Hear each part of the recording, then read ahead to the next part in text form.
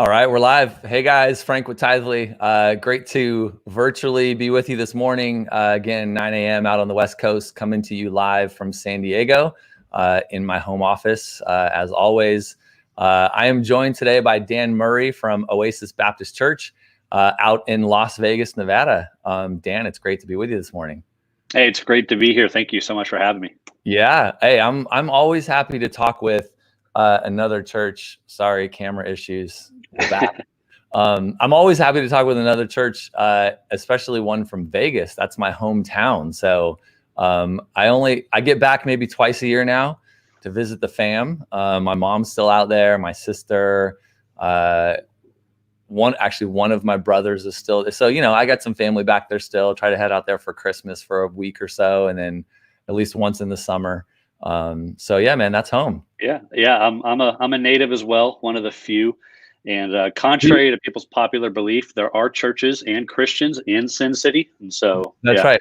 Yeah. And not everybody lives in a casino either. There's actually homes like That's true. You go out of downtown and people have been born there and live there. Yeah. That's the most common question I get is like, you were born in Vegas? Like people live there? I had people convinced in college that we had slot machines in our church lobbies, and I was totally joking, but they thought it was for real. So yeah, no, we don't. So born and raised, how did you tell us how you got into ministry? Tell us a little bit about your church, what you do there, those kind of things. Well, growing up in Vegas, this might be contrary to popular belief. I was raised in church, grew up at Liberty Baptist Church on the west side of town under Dr. David Tice, and was there for a majority of my younger years. Honestly, I was called into a youth ministry, and specifically my senior year in high school. And that was a time frame where a lot of teenagers are kind of fluctuating through decisions. Felt a desire, a strong call to go into youth ministry. Went to college out in Pensacola, Florida. Pensacola Christians, my alma mater. I tell people I was there for 6 years, and they question, "Oh, it took you that long?" But I got a graduate degree as well. But it took me 5, so I have no that's judgment, okay. no shame. It took me 5, but two pieces of sheepskin in that time frame. But honestly, after college, came back to Vegas, interned with several other area churches, and came on staff with a church in the east side of town part-time for the first 6 years. And that's where really with youth ministry, got my hands in, and then also on the administrative side of things. My brother's an executive pastor here in town. Our mom did human resources for her entire career. So that was kind of one of those areas where we most likely kind of got influenced from her. And so right. I've been here at Oasis for almost 3 years. This August, coming up on 3 years. I serve as an associate pastor. I deal with the youth ministry, the financial side of things, meet with our finance committee, a lot of the administrative stuff at this time. So it's been great. Our church, we run about 225 pre-pandemic. Wow. Now our online numbers are in the 900s. No, I'm kidding. I was like, that's amazing. That's awesome. No, I had a joke. If you just take every view and multiply it by 2.5, then you get your new attendance. But no, so we're a smaller church, but we've been around the Las Vegas Valley for over 55 years. Wow. In a variety of different locations. So God's been tremendous, and I serve here under our lead pastor, Aaron Flanagan. He's been the lead for the last 8 years here at Oasis. What part of Vegas are you guys in?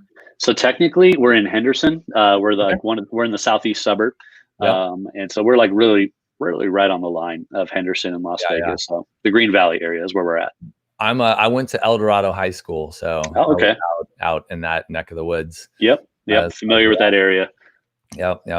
Well, very cool, man. And you guys have been using Tithely for the last little over 2 years. 2 years. Okay, I was going to say for the last year or so, but wow, 2 years. No, it's been great. Yeah, that's awesome. Well, we were chatting. And, on the show, for anybody that might be new watching, we've just been talking with church leaders, digging into what church has been like as we've all moved into this online world, and just trying to pull out practical tips about what churches are doing to thrive, and, sharing stories about how God's working and what we're learning through this process. So, Dan, you were mentioning some things about, how you've moved online and what that process was like, as well as, maybe we can, dovetail that into how giving is gone and things like that. So talk to us about, what happened on March 15th or whatever that Sunday was when we all went online. March 15th was actually right around that time frame where all of our heads collectively as pastors just exploded and like, what do we do next? Like, were you streaming before at all? We were recording, editing, and posting on Mondays. Okay. That's been our tendency. And here's the irony. We've had the conversations within our own staff and other churches here in town that before all this happened, live streaming was almost a deterrent to in-person attendance. We had all the equipment. We were ready to go. Yeah. And so it was just one of those things where right around that weekend, March 15th was our actual last in-person service where we saw obviously attendance drop 45%, just because in that service. Everyone's worried. Everyone heard in the news, that kind of thing. Well, now we did live stream that weekend too. Okay. Learned some lessons with it, what to do, what not to do. Unfortunately, our local ISPs out here couldn't handle a lot of the bandwidth. Oh no! Of that initial YouTube demand. and Facebook. I mean, a lot of platforms had trouble that first weekend. Oh yeah. Yeah. Thankfully, they've caught up and fixed a lot of things. So we've been live streaming. We say live streaming, but we pre-record on Saturdays. We edit and then we upload that night for a Sunday morning premiere during 10:30 when we have our regular scheduled service time. So it premieres on Facebook and YouTube like it is a live event. So right. Okay, got it. Why do you think? Just you said something. Why do you think a lot of churches, and this is my assumption, I don't actually know if that's true, but I think a lot of churches shied away from going church online and live streaming because they thought that would impact physical in-person attendance? Like you kind of you made that comment. So what's behind that, or what do you think is? I think more of it is really, I can speak for me personally. I think a lot of it is a fear of the unknown in a sense. Now I've had some experience where I served at other churches where we did institute live stream, and it wasn't the norm, but you would hear of people saying, "Hey, I stayed home and watched you this week because I didn't want to drive across town," but it was such a benefit to have, especially if somebody was homesick and they still wanted to connect and worship.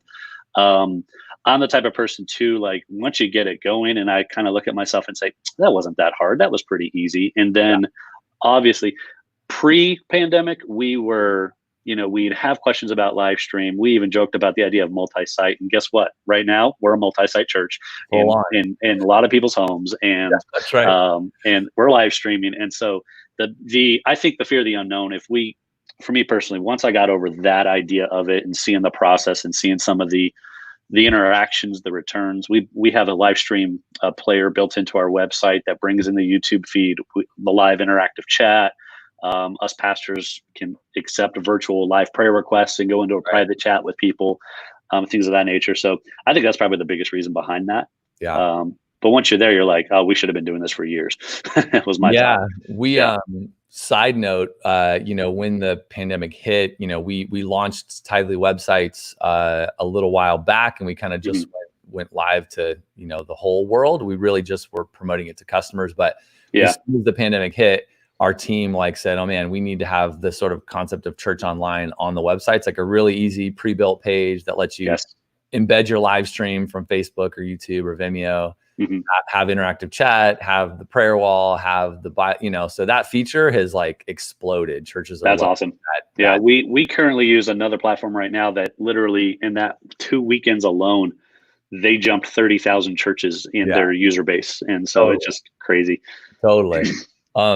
So, okay, you moved online, you did it pretty fast. And what have you learned through that process? Give us the highlights there. I think, like I said earlier, I'm OCD when it comes to details sometimes. And so I think some of the biggest things. You're on the admin side. So that's like a prerequisite. I'm pretty sure that's like a design by God with admin guys. But so a lot of it was fine tuning appearance in terms of, this might sound silly, of, hey, that water bottle that you're using for practice on the worship set, it's going to be in the live shot. So let's move that a few things. So there was a lot of things. We would learn aesthetically with that. I think the crash course of live streaming through the Facebook, through the YouTube, whether or not to use Premiere or how to do that. And there's still lessons we're learning every single week. For example, this past Sunday, there was a typo or something I wanted to edit in the description of our Facebook premiere. And about 8 minutes before we went live, I edited it real quick. And what I didn't realize is it actually delayed my live post by 7 minutes, because you have to have like a 15-minute window before you edit anything. Wow. And so it's like, there's another lesson right there. So that you can learn. And there's tons of resources. My wife and I, this might be a shout out, we've been pretty much reading every post Brady Shear has put out in the last 6 to 8 weeks, and he and other church leaders, you guys have been huge resource helps in terms of like, if we don't know, just learn it and find it on YouTube or on Facebook or some of these groups. And it's been a huge help. Yeah, absolutely. So, I mean, the YouTube, the Facebook, the Google, all the places, right? There's resources galore out there to learn this kind of stuff. And for a lot of pastors, or church staff, volunteers, a lot of times they were thrust into going live or live streaming or recording or some version of being online, and they never had anything. So and I'm adding cable repairman to my job description, because I had to terminate Cat 5 cables and literally learn how to do it on YouTube. And so that's just it. In case. Yeah. I mean, one of the very first interviews I did was with a small church, and I think I've referenced this one a ton, but I just loved the story. I mean, he got his iPhone and went into the church. It's a small church, 50 people, but he just live streamed to Facebook right from his iPhone and did it in the sanctuary, and figured it out. And so that's been good. Yeah, I love what churches are doing. What are you thinking about in terms of going back now that you've done all this live stuff and you've probably learned a bunch? How are you guys thinking about church online as you go back into physical services? Well, we're actually planning this week what the reopening phases will look like, the game plan, the sanitation, what events will and will not happen. And we're about to put that out to our church family end of this week. And so, but one of the things that we've been asked a lot with online church, we have families that recently left Vegas and moved to other states that are asking us, hey, are you going to still keep doing this online thing? Or because we do two things. We have a 10 o'clock kids class that we put online with our children's director and puppets, and they're going through our curriculum. Right now they're in the Life of David and they're studying through that. And then at 10:30, we have our regular worship service. We've learned to those fears that we had before all this happened. We're like, no, like church online is the way to go. And here's the interesting thing. We're having the conversation of the way our regular service flow was pre-pandemic is now having to be reworked to fit a live structure. With some of the transitions and things of that nature. We're human, so obviously if it's not going to be like a perfect production in a sense, but at the same time too, like we're learning that we're having those conversations with our praise team, our media team, and things of that nature. So hopefully we're a few weeks away. We will do like in-person services as the guidance allows us. At the same time, live stream. So we'll go from like pre-recorded to live actual on Sunday morning, but we'll probably do that the week or two before, just to test out what the live stream looks like on that before we kind of have that big in-person day. I don't know if we'll do like the cardboard cutouts of like people in our audience or anything like that, but so we'll see.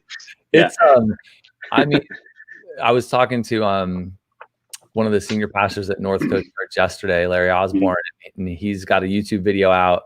But his take was really interesting. He was like, look, don't go back to church physically in the building until that experience can be as good as what people expect it to be. What they remember church being like in person. When they come back, if it's not that, that experience is sort of less, but they're all expecting, like everyone wants to go back. And everyone's expecting what they're used to doing. But if you go to church and you have to be 6 feet apart and you're wearing masks and kids, just there's all these things to think about. So I just thought it was a good perspective for church leaders to consider as they're doing all their planning. Because I think a lot of churches are in that mode right now of planning for going back. And you got to be wise about it. You got to be cautious. The one aspect that we see that people miss out on. It's just that aspect of a relationship, of seeing someone or talking to someone, Right. even if it's through a mask or even if it's a few feet apart. Some of our introverts are going to love the, hey, you have to stay out of my bubble anyway, so like Yeah. just back up. But at the same time too, like I made the joke the other day and I had to like pull it back, and I said, I don't care, when everyone comes back, I'm just going to hug everybody. But I was like, Oh, wait, I can't do that. It's like mental hug. yeah, But yeah, yeah. no, we're looking Elbow. forward to it. We're trying to be wise with it as we plan it. Yeah, the elbow. That's the thing. So Yeah, yeah, yeah. Well, man, it's gonna be interesting to see what churches do. mm, So talk to me a little bit about giving. We were chatting kind of before this, and yeah, you highlighting kind of what you've seen God do through this time, how giving has gone. I mean, I think a lot of churches are seeing. Well, I mean, it's like all over the map. A lot of churches have seen dips, but then kind of digital sure. has gone up and it's Yeah. recovered. Some churches are, still kind of hurting. What's it been like for you guys? Well, first and foremost, I like how you said it. All the glory to what our giving has looked like goes to God, Yeah, and it goes to God first and what He's done, and then how He has spoken to our people through their giving faithfully. And we've done several things.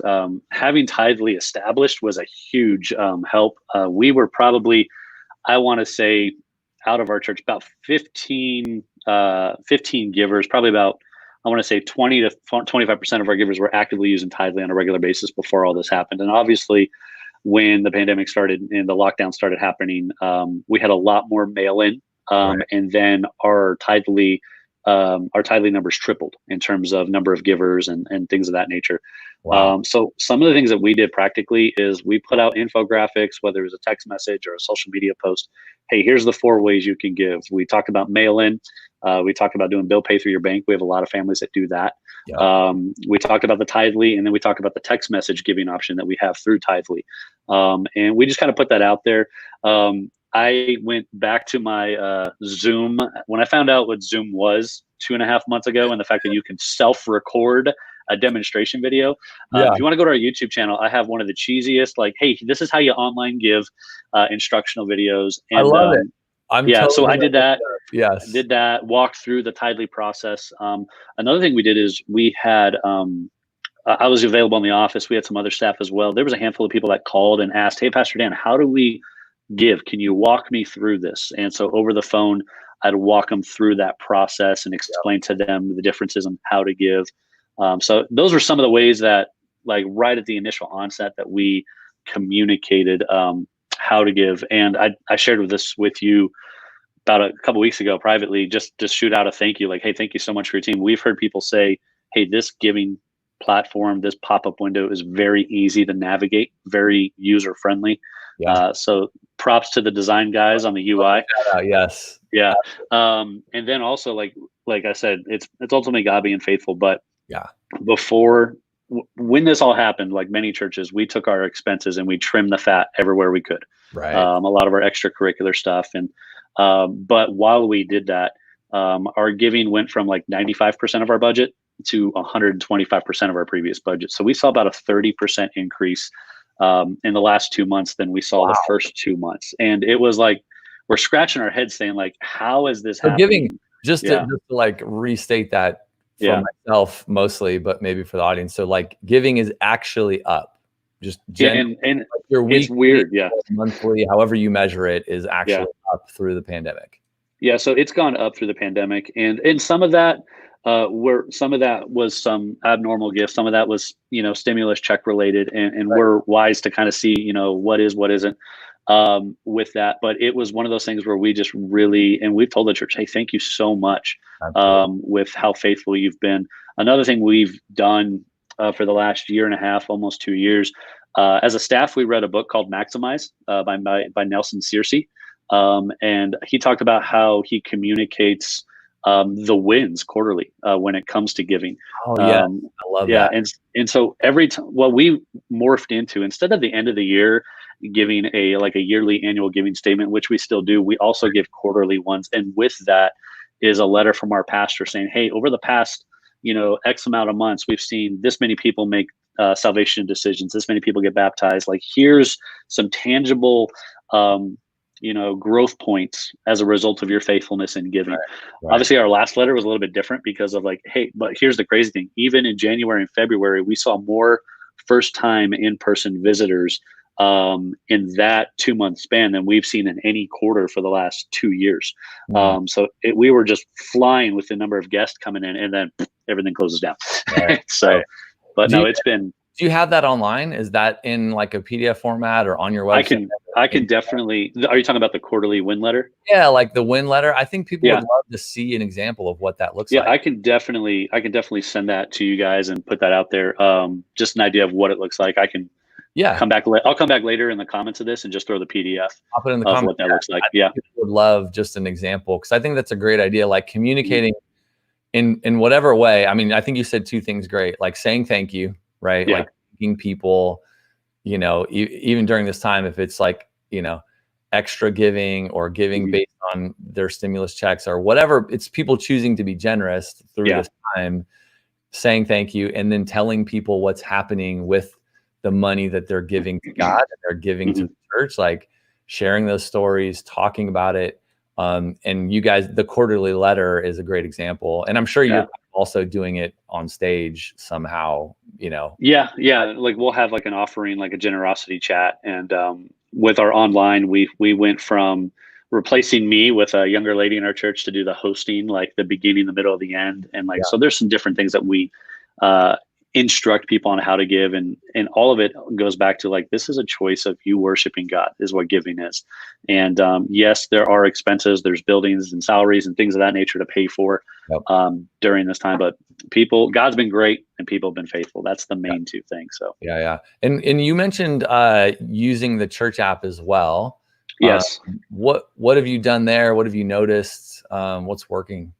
So the timing of our app rollout and the final design between me and the Tidely team literally was right when the pandemic started. Wow. And so like some of your guys over there just helped me. Like we're constantly going back emails and getting things fine tuned. When we pushed out the app, let me rewind. About a year and a half ago, we were with another giving platform, and we had an app with them that only had, I want to say, 75 active device downloads. And then so right around the pandemic, we pushed out the Tidely app. We tailored it to fit an online church model. Like the typical app layout was, events, this, and we put right in the middle our live builder. Obviously there's the giving and there's different events and calendar functions, but through our app, you can click live and boom, you're right there into our live church player on Sunday. We pushed it out, and in the probably 6 weeks since we've launched it, we've already got double the amount of device downloads that we had previously. And awesome. So we've communicated it.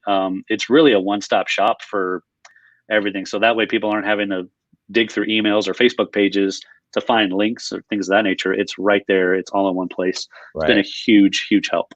Yeah. I love just the idea of having everything centralized and then training the church to always go there. And if your live stream is there and your events are there, some churches use the prayer wall feature, the sermon notes features, giving, obviously, if all that's baked in, then your church just starts to use it on a regular basis, sometimes a daily basis, right? If they're listening to past sermons or referencing their notes, those kind of things, then all of a sudden the church is in the habit of engaging digitally all through your custom app. So one of my favorite features is the cohesive news feed.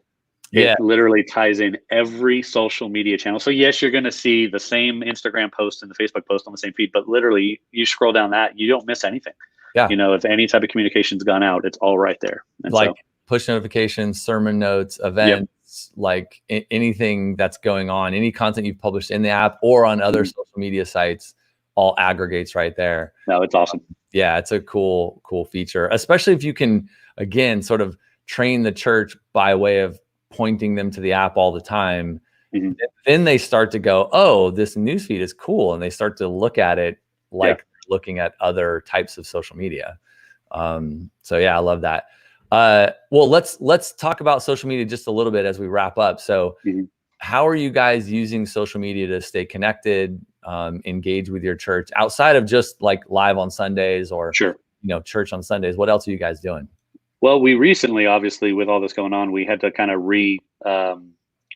refab our strategy with how we do social media, because that's where a lot of people are. Even before this happened, we were actively doing events and engager posts and inspirational verses or quotes just to kind of, encourage people throughout the day. So we do a lot of that still, probably a little bit more frequent now than we did. Instead of doing every other day, we're doing something every day now, Right. always pointing to some different things. So right now, our Sunday services are all online, but we didn't have a traditional midweek. We had life groups meet several nights throughout the week. So we took all of our life groups and consolidated them into a Wednesday night virtual life group that we currently use a Zoom and a Facebook plugin for our lead pastor and like one or two other men to kind of lead a Bible study through. Right now, we're going through the book of Psalms on Wednesday nights. Yeah. And so that's been awesome. We've done Tuesday mornings, right before I came on with you, we had a Zoom virtual prayer meeting where our sermon series right now is on prayer. Yeah. And funny note, 9 months ago when we planned out our sermon series, all of our sermon series literally just like tied in perfectly with what we're going through right now. And that's just the Lord. That's nothing we could have planned. And so we've done that with social media. We've done the virtual life groups, the prayer meetings, just a lot of different interactions. One thing we've been doing for several years is something we call Oasis Live. It is probably the goofiest, funniest, cheesiest little TV show you can think of. But every Thursday, the lead pastor and I, we basically go on a Facebook Live video and just talk to kind of like some events that are going on the weekend, some things coming up a few weeks out. More recently, it's kind of had a little more serious nature as we try to instill hope and peace and calm. If you go to our Facebook page and look at last week, we totally didn't plan this, but we both were wearing Golden Knights shirts and Golden Knights hats. And we were twinning. Yeah. Quick side note though, you're the first guest to also rock a hat, and I have had a hat on in every episode. We're approaching like 30 of these. There you go. It's just like pandemic hair. Like, why deal with like? You don't want to see my Corona hair right now. Yeah, so. There you go. No, so you're good. And props to the Golden Knights.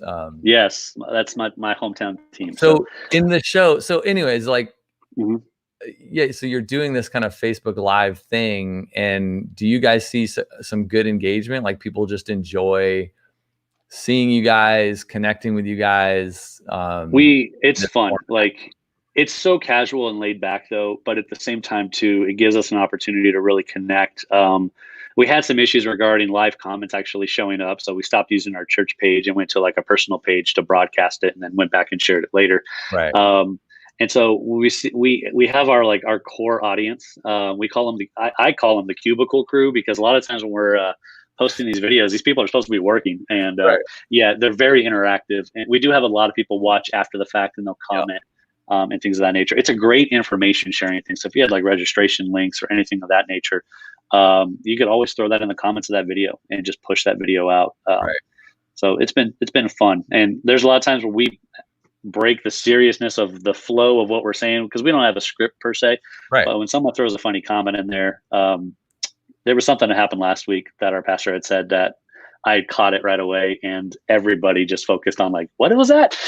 So he allowed his wife to do something, and we all had fun. We had fun with that. It's over. Yeah. It was over. It was over. And so but the engagement side of it, it's just given us an opportunity. We were doing that for almost a year and a half, almost 2 years, and obviously a lot of the stuff happened. There's been a few weeks that we've missed, but that's been one of our constants in terms of connecting with people. Yeah. Yeah, I love that. Just using social media, going live, which is kind of a new thing, and it's a bit strange, but people dig it. People like live content, and I think the casual way of your church and the members like being able to engage in that kind of format is creative, and it'll build over time. So I love what you guys are doing.